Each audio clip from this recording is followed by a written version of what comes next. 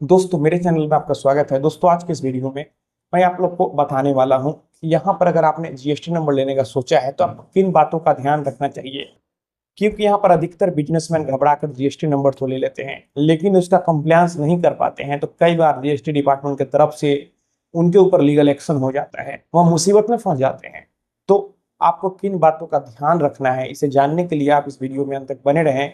और अगर आप मेरे चैनल पर नए हैं तो फिर चैनल को सब्सक्राइब करके बेल आइकन को भी प्रेस कर लीजिए, ताकि मैं जब भी कोई ऐसे इन्फॉर्मेटिव वीडियो आप लोग के लिए अपलोड करूं तो फिर आप लोग को उस वीडियो की नोटिफिकेशन मिल सके। यहाँ पर सबसे पहले जब आप जीएसटी में रजिस्ट्रेशन कराते हैं तो जैसे ही जीएसटी में रजिस्ट्रेशन होता है उसके तुरंत बाद आपको यहाँ पर एक फर्म के नाम से करंट अकाउंट ओपन करना होता है और उसका कैंसिल चेक आपको जीएसटी में अपलोड करना होता है, यह जरूरी होता है। उसके बाद जैसे ही आप जीएसटी में रजिस्टर होते हैं आपको अपने दुकान के अंदर जीएसटी का जो भी सर्टिफिकेट है उसे लगाना होता है। जो आपका साइन बोर्ड है उसमें जीएसटी नंबर देना जरूरी होता है। दोस्तों अगर आप ऐसा नहीं करते हैं और अगर डिपार्टमेंट फिजिकल वेरिफिकेशन करता है, इंस्पेक्शन करता है, आप पकड़े जाते हैं तो सीधे आपके ऊपर पेनल्टी लगा देगा। तो आपको इन बातों का ध्यान रखना है। आप जैसे जीएसटी में रजिस्टर हो जाए, आपको जीएसटी नंबर मिल जाए, आपको जीएसटी का सर्टिफिकेट अपने दुकान में लगाना है, साइन बोर्ड में जीएसटी नंबर मेंशन होना जरूरी है।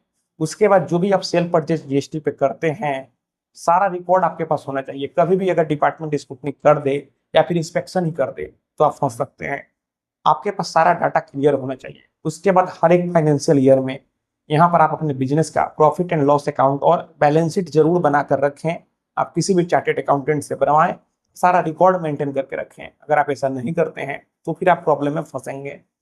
उसके बाद जब आप जीएसटी नंबर ले लेते हैं तो कोई भी आपके शॉप में आता है, कोई चीज लेता है तो आपको उसे जीएसटी चार्ज करना है और उसका सारा रिकॉर्ड रखना है। और कई लोग यहाँ पर जो अनरजिस्टर्ड पार्टी होते हैं, जिनके पास जीएसटी नंबर नहीं होते हैं, उनसे तो वो टैक्स ले लेते हैं, लेकिन वे चालाकी क्या करते हैं कि वह गवर्नमेंट को पे नहीं करते हैं। तो अगर आप ऐसा करते हैं तो आप सावधान हो जाइए। अगर डिपार्टमेंट स्क्रूटनी कर दे, पकड़े जाए तो आप यहाँ पर बड़ी मुसीबत में फंस सकते हैं। तो मैं यही कहना चाहता हूँ कि ईमानदारी से जो भी आपको टैक्स आता है आप गवर्नमेंट को पे करें। आप टैक्स की चोरी दोस्तों कभी भी नहीं करें, नहीं तो जब आप पकड़े जाएंगे तो जितना क्रिमिनल केस, सिविल केस चलने पर परेशानी नहीं होता है, उससे अधिक जब जीएसटी का केस चलेगा तब आप परेशान होंगे। क्योंकि एक तरह से समझ लीजिए कि जो आप टैक्स पे करते हैं उसी से हमारे देश का विकास होता है, गवर्नमेंट उसी से सारा काम करती है। अगर कोई भी टैक्स का चोरी करता है तो समझिए कि वह देशद्रोही कर रहा है। तो आपको टैक्स की चोरी नहीं करना है, आपको अपने कंसल्टेंट से बात करना है और जो भी सही है आपको वही करना है। क्योंकि अगर आप ईमानदारी से चलेंगे तभी आप लॉन्ग टर्म तक चलेंगे। अगर आप डिपार्टमेंट के चक्कर में पड़ेंगे, जीएसटी डिपार्टमेंट से नोटिस आएगा, फिर आप आखिर क्या बिजनेस कर पाएंगे। तो मैं यही कहना चाहता हूं कि जब आप जीएसटी में रजिस्टर हो जाते हैं तो जो भी टैक्स आप लेते हैं आप गवर्नमेंट को पे करें। और अगर आपने जीएसटी नंबर नहीं लिया है लेकिन आपका टर्नओवर अगर अधिक है, आप जीएसटी के दायरे में आते हैं, तो आपको जीएसटी नंबर ले लेना चाहिए, नहीं तो फिर भी आप मुसीबत में यहाँ पर फंसेंगे।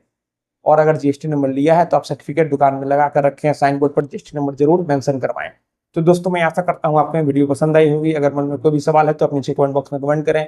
और अगर आप हमसे सीधे जुड़ना चाहते हैं, फोन से बात करना चाहते हैं, मन में कोई भी सवाल है तो फिर आप हमें इंस्टाग्राम पर फॉलो करें।